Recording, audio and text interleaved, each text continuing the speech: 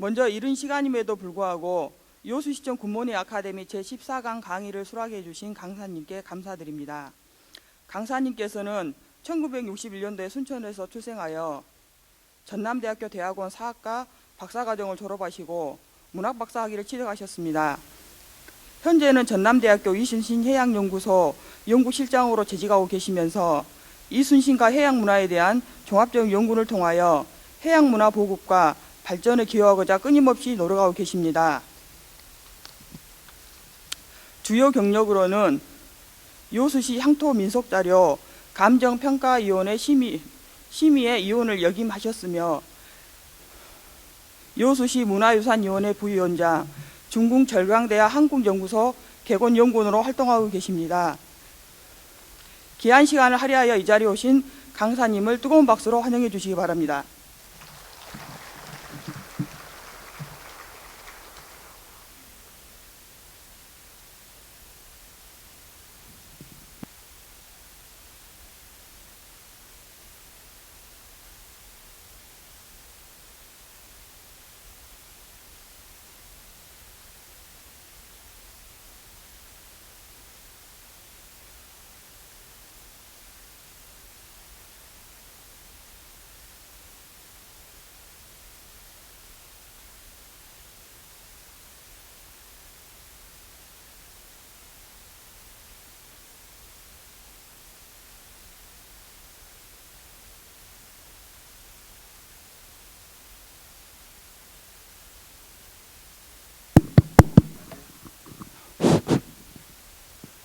자, 방금 소개받은 전남대학교 이순신 해양문화연구소의 송은일입니다.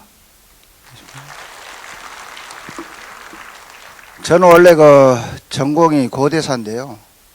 여수에 내려와서 한 8년 동안을 이순신과 해양문화 그리고 거북선 관련해서 여러 가지 연구를 하고 있습니다. 지방사회의 어떤 획기적인 장을 열어야 되겠다는 그런 신념으로 여수에 이제 정착하면서 이렇게 거기에 매진하고 있습니다. 사실 저는 원래 시청 앞에서 토목 설계 사무실을 하고 있었는데요. 여기 우리 동기들도 많고 동문들도 많습니다. 우연찮게 이 역사의 어떤 길을 뛰어들게 됐습니다. 오늘 여러분 앞에서 강의를 할 부분은 여러분들이 익히 잘 알고 계시겠지만 여수 하면은 이순신, 임진왜란, 거북선 이런 걸로 상통하게 되는데요.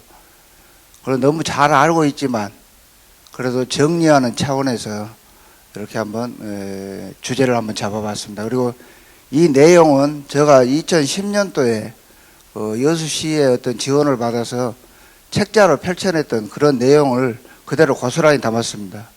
그렇기 때문에 혹시 보신 분들도 계시고 이 그림이 여러분들 앞에는 생소하지는 않을 겁니다.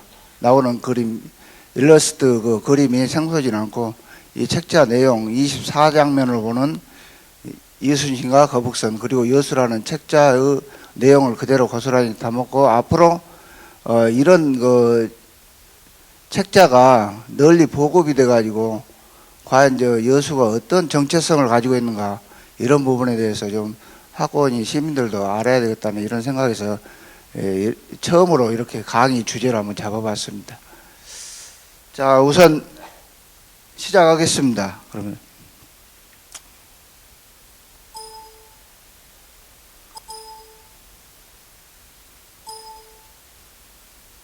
여기 안 넘어가죠?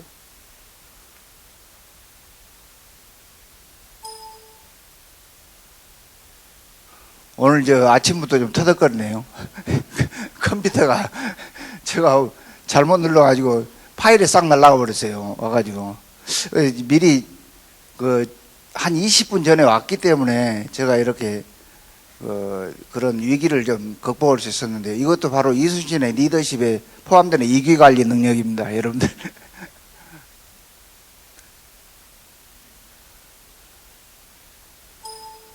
이거 yaz는 거예요? 아, 잠깐만요. 제가 잘못했네요. 자, 첫 번째 1592년도가 어떤 해지요? 임진왜란이 일어났던 해지요. 4월 13일 날 임진왜란이 일어났는데 우리가 거북선 축제를 하는 이유는 5월 4일 날 처음으로 경상도로 우리가 그 지원을 하러 나갑니다. 전라자수군이. 그래서 5월 4일이 거북선 축제의 어떤 기념일이 되는 것이고, 이순신 장군은 1591년, 그러니까 임진왜란이 일어나기 1년 전에 2월 달에 여수로 부임을 하게 됩니다.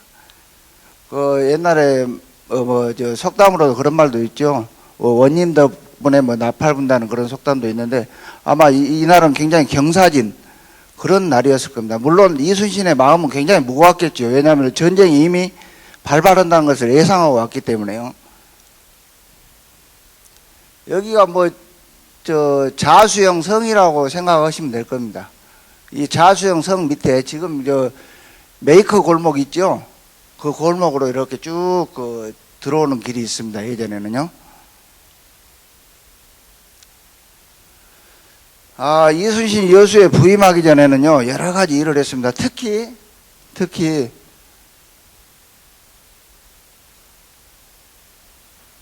36살 때 여기가 흥향, 고흥이 옛날에는 조선시대 때는 흥향이라고 그랬는데, 여기서 배 타고 가면 얼마 안 걸립니다. 한 30분, 40분 걸리는데, 이 도하면에 있는 발포 만호진, 지금 같으면 군대 갔다 오신 분들은 아시겠지만 대대급 정도 되는 그런 해군 대대장 정도 되는 그런 직책을 한 10년 전에 했던 것입니다. 그래서 이 지역의 실정을 굉장히 많이 알죠. 왜냐하면 지휘관들은 보통 본부, 전라자수영 본영에 매일같이 회의를 하러 오잖아요. 요즘 여러 선생님들께서도 군대를 갔다 오시면 대대장이 계속 본부에 이렇게 회의를 가잖아요. 그러다 보니까 이 지역의 실정을 굉장히 잘 알고 계셨겠죠. 그리고 이제 1597년에 2월 달에 진도 군수로 발령이 납니다. 그리고 부임하기 전에 가리포 첨사진이란 것은 보통 연대급 정도 되는 그런 수군진을 말하는 겁니다. 그리고 안도의 발령을 받자마자 조정에서는 이순신을 전라자수사로 임명을 해야 한다는 것 논란이 굉장히 많았었는데, 결국 유성룡의 청고로 해가지고 이순신이 전라자수영 여수로 오게 된 겁니다. 그때는 당시에는 이 여수에 오시기 전에는 바로 정읍 현감을 하고 있었습니다. 그래서 정읍에서 순천을 거쳐서 덕양을 거쳐서 오림사거리 있죠. 오림사거리를 거쳐서 지금 그 연등 동사무소 있어요. 그 옛날 국일인데요. 연세가 좀 드신 분들은 옛날 여수 들어가는 국일을 아실 거예요. 그 국일을 따라서 전라자수영으로 들어오게 됩니다.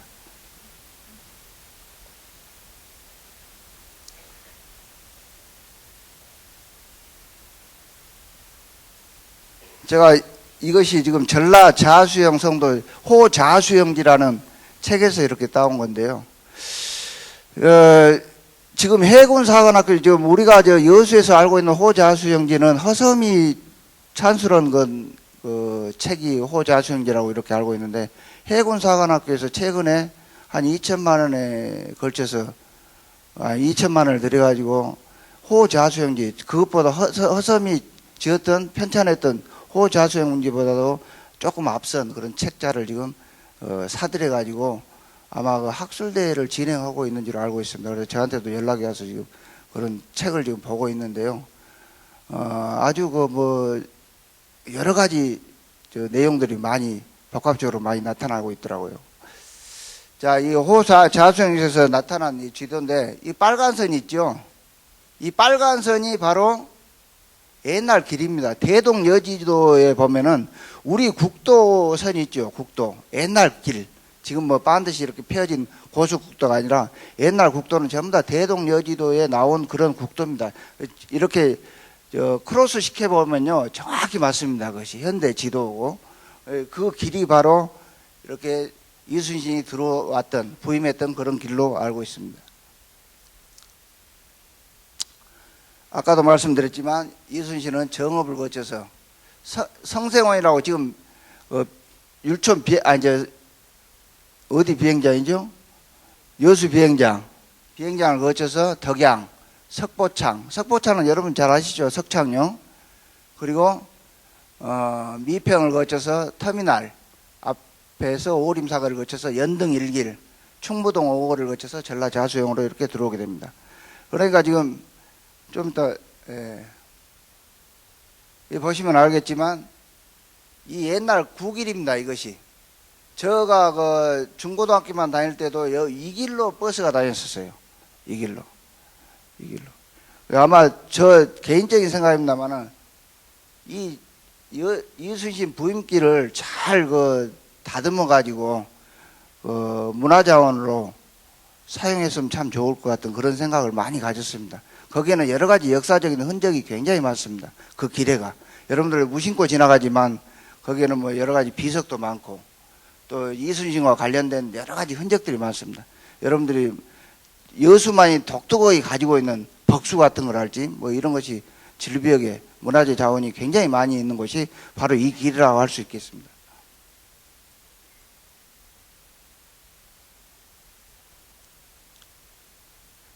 제가 직접 가서 사진을 찍어봤는데 이 전라자수영 수성 창설 사적비라는 뭐 이런 비석도 많고 그 지역에 아주 이것을 여러분들 전주에 가면 한옥마을 아시죠? 한옥마을 같은 그런 이미지를 하여튼 재현을 시켰으면 하는 그런 굉장히 개인적인 생각을 많이 갖고 있었습니다. 그리고 이것이 바로 그 전라자수영과 연결돼 가지고 관광 자원으로 활용했으면 하는 그런 개인적인 생각을 갖고 있습니다.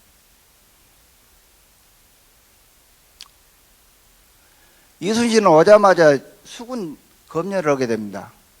그런데 당시에 수군이라면은 1년에 6개월을 근무를 해야 되거든요. 그러니까 반은 농사를 짓고 반은 수군에 근무를 해야 하는데 수군들이 너무 힘이 드니까 다 도망가 버려요. 그 실제적으로 수군은 100명이 있다면은 10명이나 있고 장부에는 100명이 있어요. 나머지는 전부 다 돈을 쓰고 어떻게 백을 써가지고 해가지고 다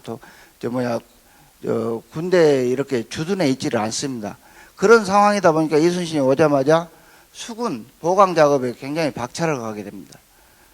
수군이 도대체 어떤 사람이 수군이 됐겠어요? 이 여수 사람들이 수군이 될 수밖에 없어요. 당시 전라자수영군에는 최고 높은 사령관이 아마 지금 같으면은 자수사라면은 3스타 정도 될 겁니다. 군단장 정도. 제일 높은 사람이 당시에 이순신이었고, 그 다음이 우라는 전라자수사 바로 밑에 우라는 지금 뭐 우리 시청에도 시장님 계시면 부시장님 계시죠. 이게 시행정 관직으로 말하면 부시장 정도 되는 그런 관직이 바로 우고, 그 다음에 장교들입니다. 군관들, 뭐 소위나 중이나 뭐 이런 군관들. 그 다음에 토병이 있습니다. 이 지역에 살면서 계속 농사를 짓고 또 군대에 가야 되고, 당시에는 60세까지 군대를 가야 되니까 굉장히 고달팠겠죠. 그 다음에 이제 수군이 있었는데, 이제 이 수군은 정기적으로 근무를 하지만 실제는 수군이 없었어요. 당시에 거의 없다시피 했습니다. 이 포작이라는 것이 굉장히 중요한 건데요. 포작이는 어부입니다. 어부. 우리 좀 이따 보시면 알겠지만 경상도로 출전할 때, 도와주러 출전할 때 원균이 가지고 있는 전라 우수군이 4월 13일, 14일 날 완전 전몰 당해버리잖아요. 그래서 배가 3척밖에 안 남습니다. 그런 상황에서 이제 지원을 하러 가는데, 이때 가장 많이 출전한 사람들이 바로 어선들입니다.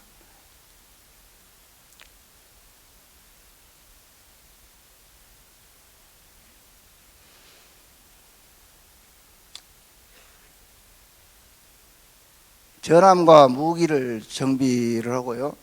전함과 무기라는 것은 보통 당시에는 판옥선이 제일 조선 수군의 가장 주력 전함이 판옥선이었습니다. 여러분들은 거북선이 굉장히 명활약을 했던 거라고 이렇게 생각을 하겠지만, 임진왜란 당시에 거북선은 딱 3척밖에 없었습니다. 판옥선이 전함으로서는 판옥선이 가장 기능을 많이 했었고요. 그 다음에 협선이라고 판옥선 옆에 졸졸졸 따라다니는 조그만 전선이 있습니다. 요즘도 보면은 군함 옆에 조그만 전선이 따라다니죠. 그런 것이 있었고, 포작선이라는 것은 아까 말하는 고기 잡는 그런 배를 포작선이라고 합니다. 우리 오동도에 가면은 조금 재현을 잘 하시긴 했는데요. 좀 가볍게 보이는 그런 판옥선이 하나 있죠. 이것은 여러분들 이거 양모호남 희무국가라는 말을 항시 좀 새겨 들었으면 좋겠어요. 당시에 호남이 없으면 국가가 없다라는 그런 뜻이겠죠. 예. 아마 이 말보다는 양모 호남보다는 양모 여수 시무국가가 아니었을까 그런 생각이 듭니다. 이것은 지금 조선시대 때 정조 때 1790년경에 직접 조선인 사람들이 그린 판옥선의 모양입니다. 이 수치까지 다 있어요. 여기가요. 밑에 저판은 얼마, 높이는 얼마, 뭐 현판은 얼마, 뭐 앞에 뭐 축판은 얼마, 뒤에 이 길이는 얼마, 높이는 얼마, 이거 다 나와 있습니다.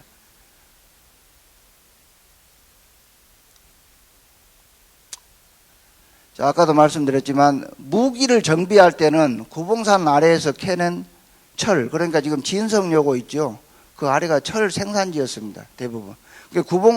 지금 본광동에 가면은 일부 지역에 이 쇠똥이 굉장히 많이 있어요. 그걸 담장으로 쌓고 있는 그런 집안들도 있는데요.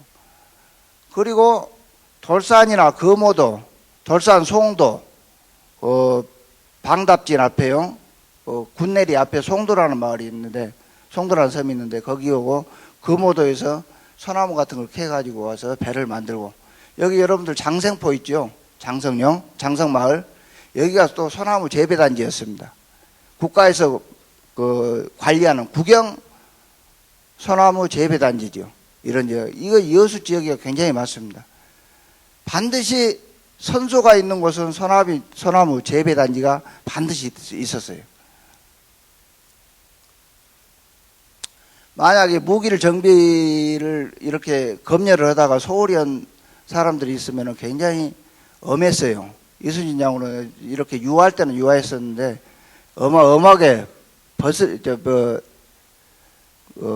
벌을 줄 때는 엄하게 벌을 줍니다. 보통 대부분 보면 사형을 시킨다 할지 아니면은 곤장을 때려도 한 100대 정도 때리고, 여러분들 곤장 100대 맞으면 어떻게 되겠습니까? 사람이 장독이 올라서 죽어요. 결국은 죽습니다.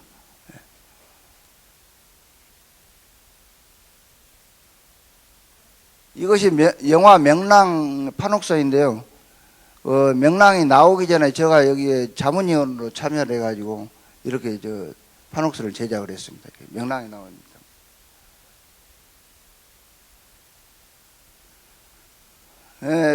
성곽이랄지 전랑 자수형 성이 와보니까 굉장히 허술하게 돼 있었고 많이 무너진 곳이 많았습니다. 그래서 성곽을 이렇게 정비를 하고, 당시 성곽을 정비를 하게 되면은 누가 정비를 했는가, 누가 축성을 했는가, 쌓는가, 이것을 반드시 표기하게 되어 있습니다.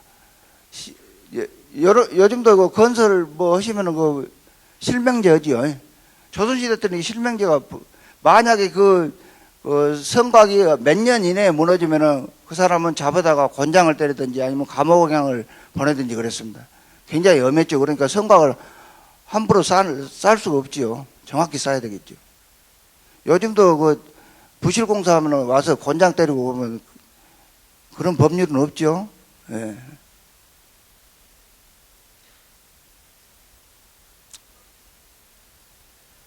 봉수랄지 이런 것을 전부 다 수리하고 보완하고 그렇습니다. 해자는 여러분들 성곽 주위에 뺑 둘러 쌓여져 있는 또랑을 말합니다. 또랑을 말하는데 이런 것을 전부 다 보완하고 보수하고 그랬었습니다. 여러분들 종구산 위에 꼭대기 올라가면 이런 단이 있죠. 여기가 봉수였습니다. 실제적으로 난중일기 기록에 보면은 이순신 장군께서 이 봉수에 올라가서 직접 지휘를 하면서 이 봉수에 보완을 하고 봉수를 재정비를 하는 그런 기록들이 쭉 나옵니다. 그 다음에 그러니까 인비네라인 일어나기 1년 전에 이순신 장군이 내려와서 했었던 그런 여러 가지 역할들입니다. 그 다음에 수군진을 들러봅니다. 여러분도 잘 알다시피 이 전라 자수형 산하 관할 지역이 5가 높다 그러죠. 5개 관은 어디에 됩니까? 광양, 순천, 나간, 보성, 흥양. 근데 왜 여수가 빠질까요?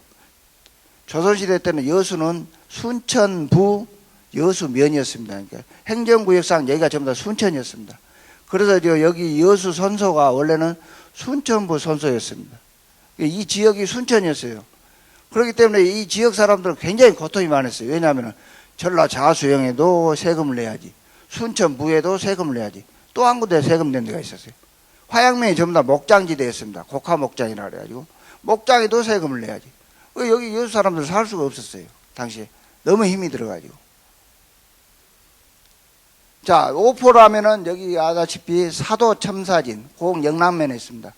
방답은 여러분들 잘 아시죠? 군내리에 있습니다. 여수에. 여기는 2개가 좀 연대급 정도 되는 그런 부대입니다. 그리고 여도 만호진, 녹도 만호진, 발포 만호진 이렇게 5곳에 그 부대가 있었습니다. 그러니까 전라 자수형 산하에 수군지는 이런 5개가 있었죠. 여기가 전라 자수형입니다. 여기가 방답진, 그 다음에 여도진, 사도진, 발포진, 녹도진 이렇게 됩니다. 수군지는 이제 점검하면서 이순신은 전라 자수형을 출발해가지고 거의 한 2주 동안을 전부 다 수군지를 인비내란 일어나기 전에, 그러니까 미리 이순신 장군께서는 오시자마자 수군진에 전부 다 통보를 해가지고 재정비를 해라, 임전태세를 갖추어라 명령을 계속 내리면서 점검을 하게 되죠. 최종 이제 점검한 시기가 1592년 인비내란이 일어나기 2달 전에 최종 점검을 하게 되는 거죠. 우선 전라 자수형을 출발해가지고 고돌산진이라고 여러분들 들어보셨죠? 고진마을이라고 여러분 아시죠? 멸치, 좋은 멸치 나는 고진마을. 이 고돌산진이라는 것은, 고진마을은 고돌산진의 약자입니다. 고돌산진을 거쳐서 백약꽃 목장, 백약꽃 목장이라는 것은 지금 화양면 전체가 곡화목장이었습니다. 임진왜란 이후에 명칭이 변경돼 가지고 곡화라는 그런 명칭을 가지게 됐는데요. 그 전까지만 해도 백야꽃이었습니다. 꽃이란 건 뭡니까, 여러분들? 톡 튀어나온 것을 꽃이라 그러죠. 그 다음에 이제 이목구미, 여러분들 이목이라고 아시죠? 화양면에. 이목을 거쳐서 여도진을 건너가서 흥양행을 거쳐가지고 흥양손소로 갑니다. 당시에 군단이나 각 지방자치단체, 지금 용어로 좀 할게요. 지방자치단체는 전부 다 선수가 있었습니다. 광양에도 선수가 있었습니다. 나간에도 선수가 있었고, 보성에도 선수가 있었고, 순천의 선수는 어디냐면은 바로 여러분들 시청 밑에, 거기가 순천 선수입니다. 그래서 흥양 선수를 들리고 녹도진을 들렸다가 발포진을 들렸다가 사도진을 들립니다. 근데 여기서 특이한 것이 뭐냐면은 궤도를 들렸어요. 왜 궤도를 들렸을까요? 당시에 궤도는 말을 키웠습니다. 말을 키우는 목장이 있었습니다. 그래서 여러분들 마녀목 전설이라고 아시죠? 들어보셨죠? 여기 여수시청에서 애니메이션 해가지고 몇 년 전에 출시한 그런 그 기록도, 뭣도 있었는데요. 마녀목 전설이라고 말을 키웠던 여성 간의 어떤 아주 애틋한 그 사랑 이야기가 담겨 있는 그 전설인데, 그 화산마을에가 바로 목장이었습니다. 제가 직접 가봤더만 지금 목장성도 그대로 남아있더라고요. 여러분들 화양면에 가면 여기 어디죠? 어딘가? 학동 옆에 저쪽 안쪽으로 들어가면 무슨, 제가 살았는데도 잘 기억이 안 나네요. 예, 소재마을 가면은 소재마을에서 넘어가는 길 있죠. 그 길을 쭉 따라가면 거기가 지금 전부 다 목장성이 그대로 남아 있습니다. 한 3km 정도 가요. 아주 산에 들어가면요, 그대로 옛날 조선시대 때 그대로 남아 있습니다. 이런 것도 한번 살려가지고 관광자원으로 활용했으면 굉장히 좋겠습니다. 저렇게 온전하게 남아있는 목장성이 없어요. 전국에. 지금 문화재청에서 목장성을 전부 다 지금 조사를 하고 있는데 아주 특이한 그런 목장성을 가지고 있습니다. 그 다음에 궤도를 거쳐서 방답진에 갑니다. 방답진에 가서 거기에 방답진에 북봉 연대라 그래가지고 이것이 여기서 봉수가 시작해가지고 남해안을 따라서 서울로 직접 가는 최단거리 봉수입니다. 여기 조선시대 때는 5개의 직선 봉수가 있었는데 전라도 봉수는 여기가 방답진이 처음에 시발점입니다. 굉장히 중요한 봉수지요. 여기도. 그 다음에 방답진에 내려와 가지고 당시 방답진 첨사는 이순신이었죠. 이름이 다른 이순신. 우리가 아는 성웅 이순신이 아니고 충무공이 아니고 다른 이순신이 있었습니다. 그 다음에 경도에 오니까 자기 동생 여필이라는 동생이 있었는데 이 여필하고 군관들이 막걸리를 가지고 와서 경도 앞바다에서 기다리고 있었어요. 그러니까 경도에서 시원하게 막걸리 한잔하고 전라자수영으로 들어온 것이죠. 지금 경도가 뭐 골프장으로 이렇게 다 변해가지고 그런 흔적은 찾을 수가 없는데요. 아주 경도도 굉장히 중요한 곳입니다.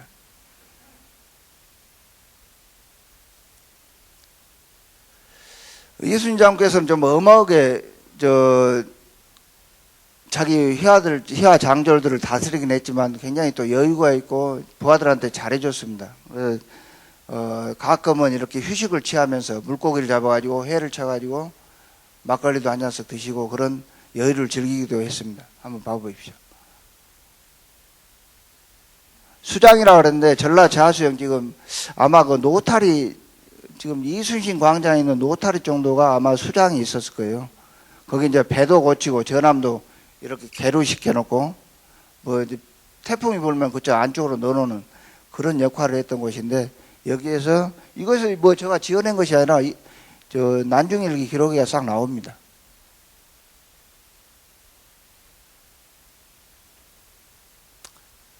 옛날 수장 사진인데요.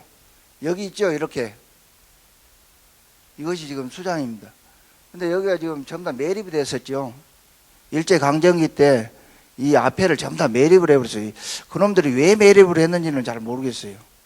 그런 흔적을 없애려고 매립을 했는지. 하여튼 거북선이 그 가보계 이전까지도 있었대요. 분명히 전라자수영 앞에가 있었는데 그것도 다 흔적이 없어져 버렸어요. 지금. 아마 그 일제강점기 때 그것이 없어졌는지 그건 확실히 모르겠습니다.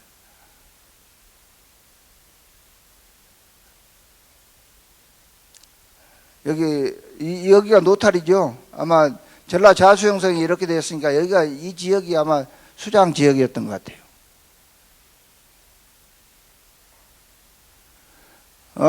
이순신은 거의 하루에 한 번씩 활을 쏩니다. 그리고 이제 자기 이거 휘하 장졸들하고 그래 이거 이제 전쟁 미리 연습하는 거지요. 괜히 활을 쏘는 것이 아니고 이러면서 이제 부하 장졸들하고 이렇게 가까이 지내고 활쏘기 해가지고 내키도 오고 그럽니다. 막걸리 내키를 한달치 뭐 이런 내키를 해요. 실제적으로 활을 쏘가지고. 이제 중요한 것이 여러분들이 이제 이런 이야기를 많이 들으셨는가 모르겠지만 여수에도 해운대가 있었습니다. 부산의 해운대하고 한문도 똑같이 써요. 똑같이 쓰는데 어디서부터 어디가 해운대냐면은 바로 엑스포 여기 있죠. 엑스포 여기 귀퉁이 여기서부터 오동도 입구까지가 예전에는 해운대 백사장이었습니다. 조선시대 때는. 여기서 군사훈련을 하고 또 여기서 여러 가지 활쏘기도 하고 말타기도 하고 그런 어떤 연병장이죠. 쉽게 말해서 연병장 연무하는데 그런 곳이었습니다. 여기가 굉장히 중요한 곳인데 지금 거의 흔적이 없어져 버렸죠. 흔적이.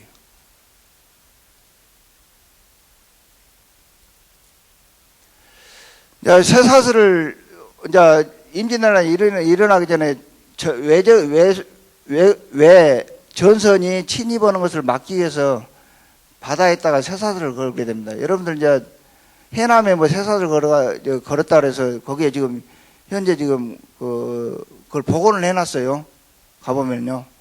근데 거기에는 충무공 이순신이 썼던 난중일기 기록에는 없습니다. 근데 이 여수는 난중일 기록에 3번이 나와요. 언제 설치를 했고 나무를 누구를 시켜서 돌산에다 시켜서 배로 갔고 그놈 가지고 쇠사슬을 고정을 시켰고 이런 내용들이 나와요. 그리고 실제 아침부터 저녁까지 쇠사슬을 매는 것을 관리 감독을 했다. 스스로 이렇게 썼던 그 내용들이 나오는데 그 지역이 어디냐면요. 여기 굉장히 중요합니다. 여기도. 중요한데 우리는 많은 것을 잃어버리고 있어요. 지금요.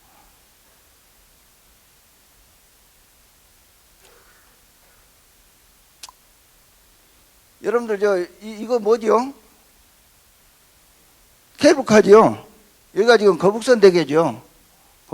거북선 대교 뼈 쪽 태어난 점포에서부터 여기 우두리 사이입니다. 지금 호텔을 짓고 있더만요. 거기에요. 옆에 여기에 호텔을 짓고 있더만요. 한 길이가 한 300m 정도 됩니다. 실제 이것은 난중일기 기록에 나와 있어요. 제가 우리 시청 관계자분들한테 좀 건의드리고 싶은 것은 이런 것을 양쪽에라도 설치를 해가지고 관광객들이 오면은 그 지역을 설명할 수 있게 좀 했으면 하는 그런 바람이 있어요. 이게 굉장히 중요한 유적지입니다. 이것이. 이게 기록에도 남아있고.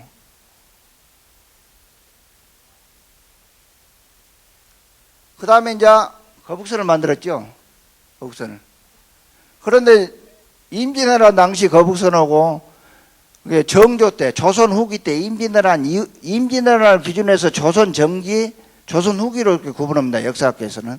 근데 임진왜란 당시의 거북선하고 조선 후기 거북선은 굉장히 차이가 많이 납니다. 크기도 차이가 많이 나고 특히 거북선 머리에서 차이가 납니다. 전라자수형, 그러니까 당시에는 전라자수형 거북선밖에 없었어요. 세 척이. 자, 거북선은 머리가 어떻게 생겼냐면 이렇게 포를 쏘아야 되는 게 딱 붙어 있어요. 이것은 이충무공 전서 정조 때 발간했던 그 체계가 그대로 나와 있습니다. 제가 참고 자료를 참고하기 위해서 이렇게 좀 사진을 찍어봤습니다. 이거 거제 옥포항에 있는 거북선이고 이렇게 이순신 광장에 있는 거북선입니다.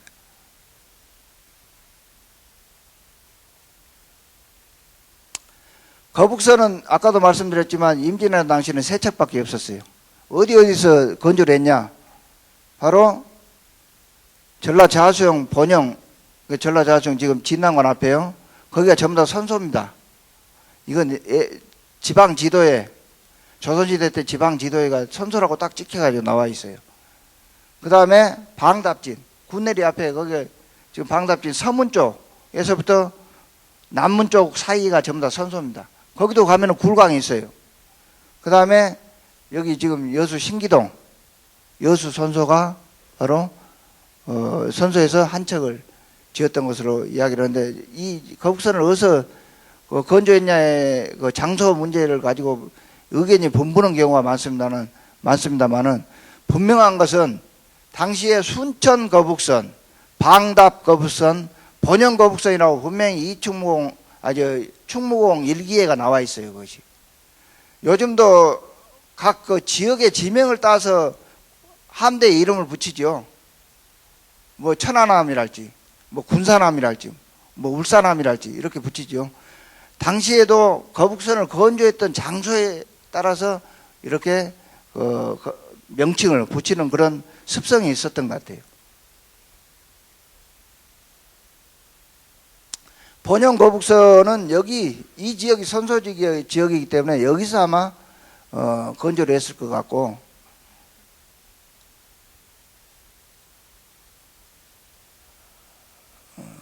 옛날 그 일제 강점기 때 사진인데 여기가 진단관입니다. 앞에가 전부 다 바다죠. 지금 망해로 앞에가 전부 다 바다입니다. 망해로 앞에가. 이 사진만 봐도 아시잖아요.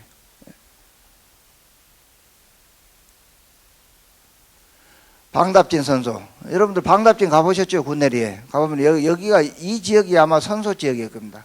여기 가보면 굴광이 굉장히 잘 남아있어요. 이거 아마 여기를 발굴하게 되면은 우리나라에서 최초로 원형 선소가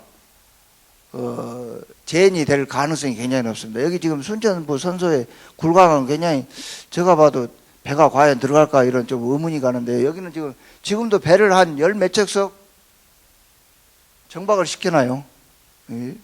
선소 굴광이 그대로 남아있어요, 지금. 다음은 이제 순천부 선서입니다. 여러분들 너무 잘 아시겠죠? 순천부 선서. 굴광. 여기 배가 지금 여기가 들어오기가 쉽지가 않아요. 사실은. 예전에 이제 이거 복원을 해 놓은 건데, 좀 그 복원이 약간은 좀, 뭐가 좀 미지는 그런 부분이 없잖아 있습니다. 여러분들 석인상 아시죠? 그 진흥관에 가면 석인상 있는데, 적군에게 그 아군이 많다는 것을 보여주기 위해서 이렇게 석인상도 세웠습니다.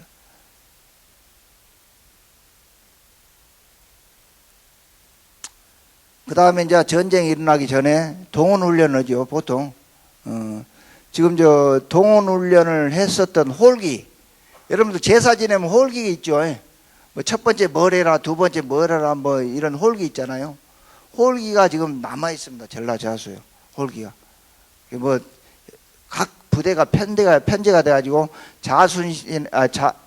이순신의 어떤 지휘 아래 전부 다 이루어지는 그런 동원훈련을 했죠.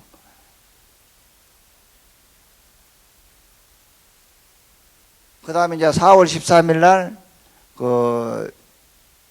부산 앞바다에 왜군이 쳐들어왔다는 소식을 듣고, 과연 거기에 출전을 해야 되냐. 당시에는 자기 지역만 지키면 되는 거예요. 자기 지역만. 그런데 이제 여기에 대한 갈등이 굉장히 많았어요. 계속 저기서는 지원 요청을 하고, 또 조선조정에서도 이순신한테 그쪽으로 가라. 그래도 감히 결정을 못 내려요.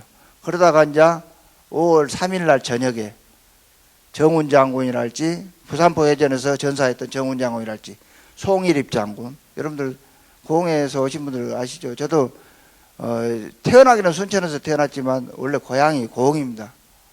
아버님 고향이 고흥이라 제가 송일입의 후손인데요.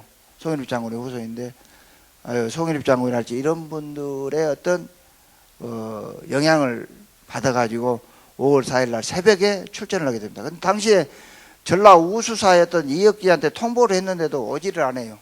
기다리다가 혼자 출전을 해가지고 남해를 거쳐서 처음에 남해 쪽에 가가지고 누구를 만나냐면은 원균이 만나는데 배를 세 척반이 안 가져와요. 다 전몰이 돼버리고. 그래서 그놈을 합쳐가지고 옥포해전에서 처음 격전을 벌였는데 대승을 거두죠. 처음에. 그래서 다시 돌아와서 그게 이제 1차 출전입니다. 반드시 이순신은 경상도에 출전을 하면은 거기서 대승을 거두고 어디로 돌아가냐면 여수로 돌아와서 재정비를 해요.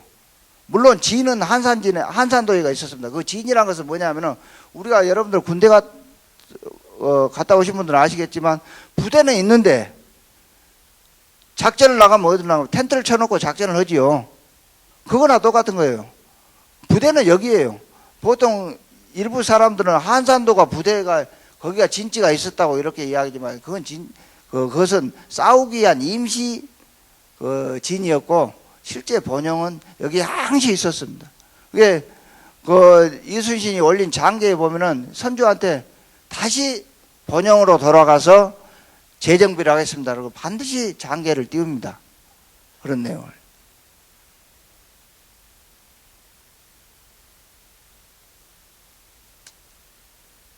그리고 이제 드디어 5월 4일 날 아침에 출전을 하게 되죠. 좀 전에 말씀드렸지만.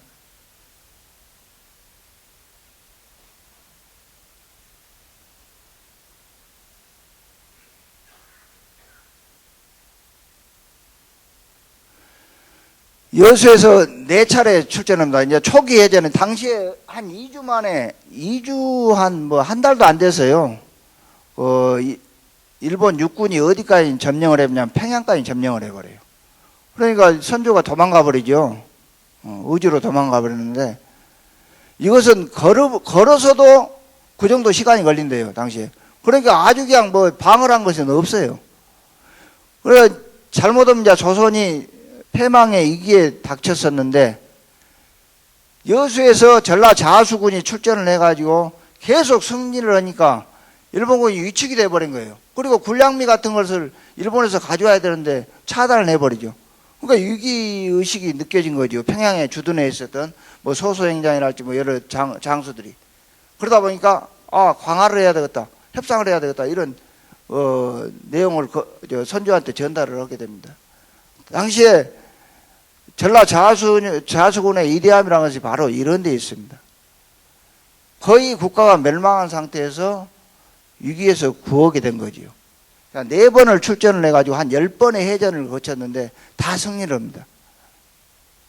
다 승리를. 첫 번째, 아까도 말씀드렸지만 옥포에, 여기 옥포, 여러분들 거제도 가면 옥포 뭐 조선소 있죠. 여기서 1차 출전해가지고 이기고, 2차에는 사천포 해전, 그리고 당포, 당항포라 그래가지고 거제하고 사천 중간에가 당포, 당항포가 있습니다. 여기서도 큰 해전을 해가지고 큰 승리를 얻고, 또 율포에서 승리를 거치고, 그 다음에 여러분들 잘 아다시피 뭐 세계 뭐 몇 대 해전이라고 할 수 있는 한산도 해전에서 대승을 거두죠. 그 다음에 부산포 해전에서 승리를 거두죠. 이것이 전부 다 전라 자수군의 힘에, 전라 자수군이 주도했던 그런 부분입니다. 여러분들 뭐 대충은 아시겠지만 해상의병의 주둔지가 해상의병이랄지 의승수군 스님들이 나와서 의병 활동을 했던 주둔지가 어디냐면 바로 어디죠? 흥국사입니다. 흥국사. 네. 좀 그림 좀 일러스트한테 그림을 그려놨더만 좀 재미있게 그렸어요. 그림을. 사람을 잘 못 그리더라고요. 그래서 몇 번을 고치고 그랬는데 가만 보시면요, 사람이 똑같이 생겼습니다. 재밌어요.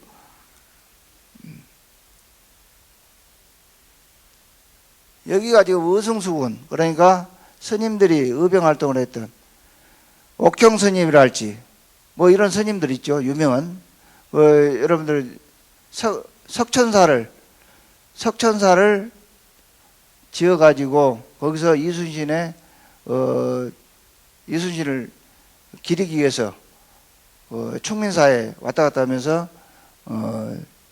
공을 들였던 그런 스님. 여러분들 조선시대 때는 유교국가죠. 충을 제일 앞세우는, 효를 앞세우는 건 유교국가인데, 유교국가에서 불교 스님이 유교의 어떤 성전이었던 그 사당에 가가지고 절을 드린다는 것이 참 지금 생각해도 재밌는 일이에요. 그만큼 이충몽에 대한 어떤 그런 뭐가 많았었던 것 같아요. 1593년도 8월달에 전라 여수가 3도 수군 통제형, 충청도, 전라도, 경상도를 총괄하는 수군 본부가 되는 거죠. 그러니까 당시 이순신의 직함은 뭐였냐면은 전라 자수사 겸 3도 수군 통제사였습니다. 자, 1597년도에 모함을 받아가지고 이순신이 전라 3도 수군 통제사직을 빼앗겨버리죠. 그 다음에 누가 됩니까? 원균이가 되죠. 원균이가 3도 수군 통제사로 되는데, 원균의 직함은 뭐였냐면 전라 자수사 겸 3도 수군 통제사였습니다. 3도 수군 통제사 영이 여기가 몇 년에 있었냐면 한 5년에서 6년 아니요, 1603년까지 있었으니까, 이 시연에 전라 자수사 겸 3도 수군 통제사가 있었을 때까지 있었으니까 상당히 오랜 기간에 있었죠. 이게 3도 수군 통제영의 원래 명칭은 여기가 있어야 돼요. 조선 후기 때 이것이 통영으로 가다 보니까 3도 수군 통제영이 우리나라 사람들 대부분 3도 수군 통제영의 본지가 어디냐 그러면 통영을 이야기하는데 원래는 여기였습니다. 원래는.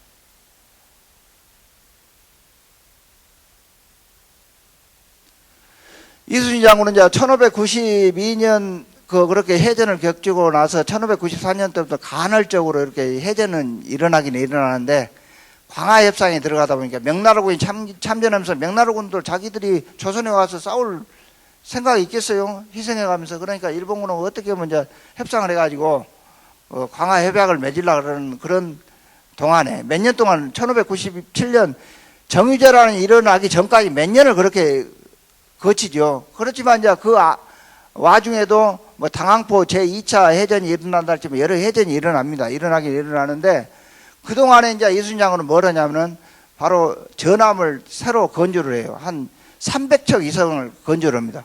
그것을 이제 그 원균이 그 일본군하고 객전하면서 7전량 해전에서 다 전몰당해버리죠. 당시에. 근데 돌산에 이순신 장군은 이제 경상도에서 이 전라 자수영 쪽으로 피난민이 굉장히 많이 왔어요. 많이 오다 보니까 이 사람들을 어떻게 할 수가 없잖아요. 돌산에는 조선 성종 때부터 돌산 둔전이라고 국둔전, 나라에서 경영하는 그 농사 짓는 그런 땅이 있었습니다. 여기에 데려와서 그 사람들한테 농사를 짓 때 식량은 너희들이 하고 반은 군량미로 비축을 해라. 이렇게 협약을 맺어가지고 그 피난민의 그 편안함을 그 안거 생활을 할 수 있도록 이렇게 했었죠.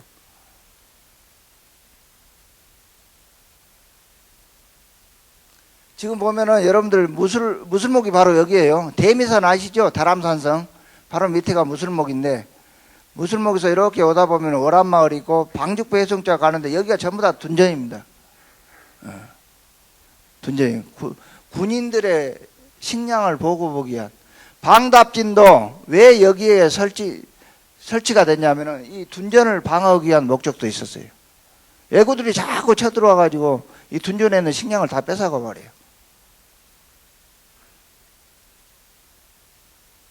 이 마을 전개입니다. 둔전 마을.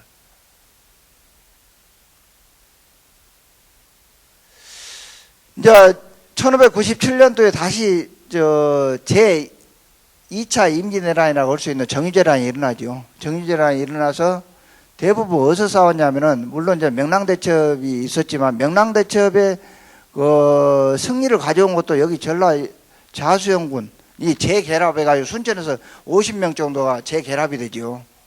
이순신 장군하고. 그래가지고 보성을 거쳐서 장을 거쳐서 그 해남에 가가지고 이기게 되는데요. 그 다음에는 1598년도에 이제 일본군이 여기 지금 순천 외교성에서 소서행장이 주둔하고 있었는데 이 사람들이 이제 당시 풍신수길이가 죽어버려요. 죽어버리니까 전부 다 복귀를 해라 이렇게 명령이 떨어졌는데 복귀를 하는데 절대 이순신이 남겨서는 안 된다. 쟤들 귀국에 자기 나라로 가게 해서는 안 된다라는 그런 생각을 가지고 이제 전투를 하게 됩니다. 바로 마지막 임진왜란의 마지막 전투가 어디서 일어났냐면은 바로 여수반도에서 일어났어요. 여기가 지금 외교성입니다. 실제 그 외교성의 그 옛날 그림을 보면 이렇게 굉장히 화려해요. 굉장히 크고요.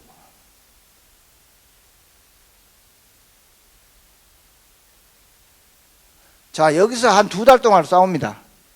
보통 명나라하고 조선 수군들은 어디에서 주둔 데 있었냐면 묘도랄지 송도랄지 장도에 주둔 데 있었어요. 그래가지고 물이 차면은 가서 공격하고, 물론 이제 육군들도 공격을 하겠죠. 당시에. 여기서 한 2달을 싸우다가 마지막 9월 17일인가요? 1598년 9월 17일인가? 하여튼 그때 어디서 싸우냐면 노량해전. 여기서 한 5시간 정도 싸웠을 겁니다. 여러분들은 노량해전은 알아도 여수반도 해전은 모르죠. 여기서 싸웠어요. 싸우다가 왜군들이 소수행장을 지원하려고 오는데 여기에 미리 정보를 알고 여기서 급습을 한 거예요. 숨어 있다가. 그러다가 이순신이 어떻게 되냐면 전사하게 된 거죠. 실제 싸움은 어디서 다 싸웠냐면은 바로 우리 여수 이쪽 북쪽 바다에서 싸웠죠. 여기가 전부 다 전적지예요. 전적지. 결국 그 소수행장은 도망가게 되지요. 명나라의 진린 장군이 아마 뇌물을 먹었던 것 같아요, 당시. 되도록 막 그 소수행장을 보내려고 하는데 이순신장이 계속 공격적으로 나오다가 결국 전사하는 그런 틈을 타서 도망을 하게 됩니다. 이순신장이 돌아가시죠. 여기에 바로 옆에 보면은 송일입 장군이랄지 이런 장수들이 또 자기 아들하고 이렇게 부축해가지고 이순신 장군이 돌아가시기 전사하지 않은 것 같이 위장을 해가지고 계속 독전을 하지요. 사기를 덮고 막 그러는데 이순신 장군의 이기관리 능력이란 것이 뭐냐면은 바로 죽으면서도 나의 죽음을 알리지 말라는 거죠. 만약에 지금도 마찬가지지만 전통시대 때 장수가 죽으면은 그것은 그 희화 장졸들은 모조리 전몰돼 버립니다. 사기가 떨어져 가지고요.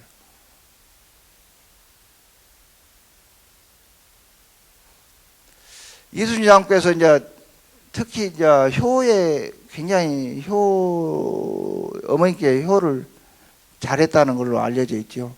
그 효의 어떤 그 이순신 장군이 효를 펼쳤던 본고장이 바로 여수죠. 이순신 장군의 어머니께서는 1593년도부터 1597년도까지 있었습니다. 바로 여수 웅천동 송현마을이라고 있었는데 그 송현마을에 있는 동안에 이순신 장군께서 한산 진에서도 자주 와서 뵙고 또 몰래 저녁에 전라자수에서 지금 같은 부대를 이탈했으니까 탈령이겠죠. 탈령을 살짝 해가지고 와가지고 어머니를 보고 또 저녁에 가시고 그런 경우가 많았습니다. 이순신 난중일기 기록에가 한 80회 정도 80회 정도가 어머니와 어떤 상봉, 어머니한테 효도했던 지극한 정성 이런 내용들이 쭉 나와 있어요. 자, 그 송현마을을 보시면 지금 이제 많이 변해버렸어요. 저 안타까운 부분인데요. 이 지역이 전부 다 송현마을입니다. 이 지역에서 누구누구 살았냐? 이순신의 어머니만 살았냐? 아니에요. 자, 이순신의 부인, 이순신의 세 아들, 이순신의 아우, 이순신의 조카, 노비 해가지고 한 50에서 60명 정도가 살았습니다. 그러니까 지금 최근에도 송현마을이 20가구가 좀 채 못 되거든요. 전후거든요. 당시에 50명 이상이 살았다면 송현마을 전체가 이순신 일가가 산 거예요. 이걸 누가 도와줬냐면은 창원정씨, 지금은 앞해정씨 창원파라고 이야기를 합니다만은 창원정씨 정대수랄지 정철 장군이랄지 정린 장군이랄지 이런 사람들이 다 도와줘가지고 이 지역에서 살게 됩니다. 이순신 자당 기거지는 송대수 장군의 집이다 그러죠. 아마 저 개인적인 생각입니다만은 그분들은 이 본마을에 살고 여기에 집을 지어줬던 것 같아요. 이 지역이. 그리고 이 지역이 외부에서 전혀 보이지도 않고 아주 군사적으로 아주 요충지적인 사람이 숨어 살 수 있는 아주 좋은 장소였던 것 같아요. 지금 어떻게 변했냐, 이 지역이. 이렇게 돼버렸어요. 양쪽에는 아파트가 들어서고, 지금 여 옹벽이 10m가 넘는, 거의 10m 가까이 되는 옹벽이 이렇게 들어서 있더라고요. 여기서부터 이렇게 들어가려면 굴 속을 들어간 것 같아요. 그 문화재라는 것은요, 한번 여기 없애버리면은 100년을 복구를 해야 돼요. 일본은 문화재를 하나 복구를 하면 100년을 계획을 잡고 복구를 합니다. 여러분들 선소 지금 몇 년도부터 복구를 하기 시작한지 알아요? 저희 80년도부터 복구하기 시작했어요. 지금 몇 년 걸렸습니까? 문화재를 한번 훼손해버리면 이런 현상이 있나요? 좀 안타까워 죽겠더라고요. 장흥이랄지 보성에서 최근에 싸움이 일어났어요. 이순신이 간 길이 지금 장흥 땅이다, 보성 땅이다 해가지고 편말 하나 붙이려고 싸움이 일어났어요. 제가 그걸 중계를 해가지고 이것은 보성 땅이요 해가지고 결정이 떨어졌습니다. 그래서 장흥에서 이제 이야기를 못 하게 돼 있어요. 제가 문헌을 다 찾아가지고 해봤더만 이것은 보성 땅입니다. 해가지고 그 이순신이 지나가는 흔적을 문화재로 관광 자원화 시키려고 그렇게 하는데 우리는 사방한 데가 하여튼 널려져 있어요. 이런 부분이.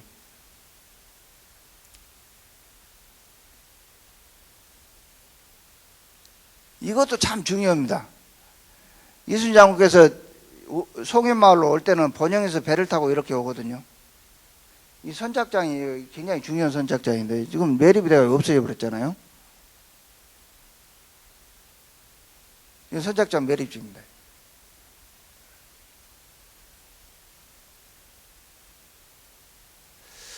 그리고 이제 이순신 장군이 전사하고 나서 이제 부하 장졸들이 여러 가지 비를 세우죠. 타르비, 특히 이 타르비란 것은 중국의 양양이라는 고을이 있어요. 양양에 양호라는 사람이 그 백성들을 위해서 굉장히 힘을 썼는 모양이에요.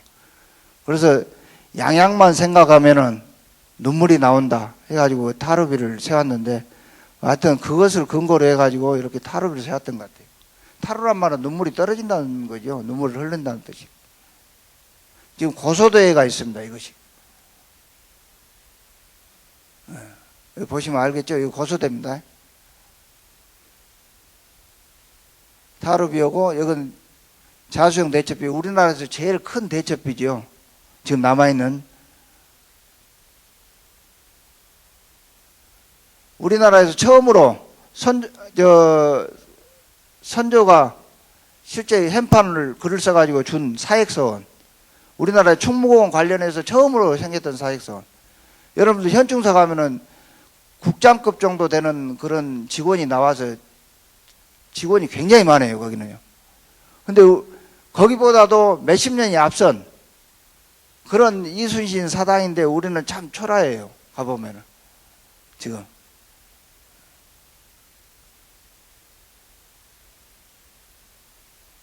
오충사는 여러분들 창원정씨 집안에서 세운 건데요. 원래는 가곡에 있었는데 지금 웅천에가 있습니다. 여기에는 정대수, 정철, 정린 뭐 이런 장수들하고 이순신이 배양되어 있는 그런 장소입니다. 우리 여수시에 문화재로 등록이 돼 있죠, 지금.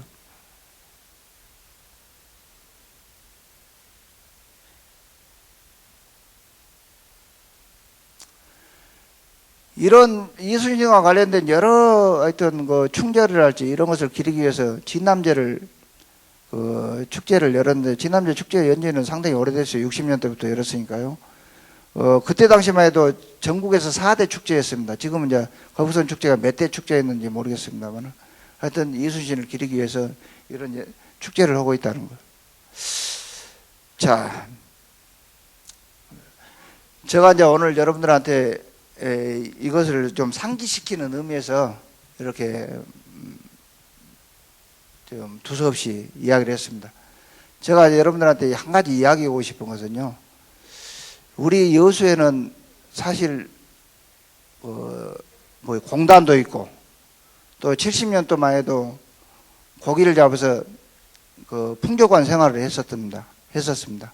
뭐 여수에 와서 뭐 개도 10,000원짜리를 물고 다닌다고 여수에서 돈 자랑하지 말아라, 뭐 이런 속담도 있습니다만은, 여수의 정체성이란 건 뭐냐면은 국가가 위기에 있었을 때 나라를 구한 그런 어떤 충절의 고장입니다. 우리가 역사는 보통 거울이라 그러지요.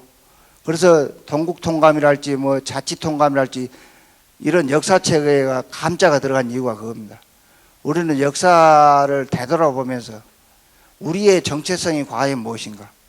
여수는 고려시대 때부터 여기가 수군진이 있었던 곳입니다.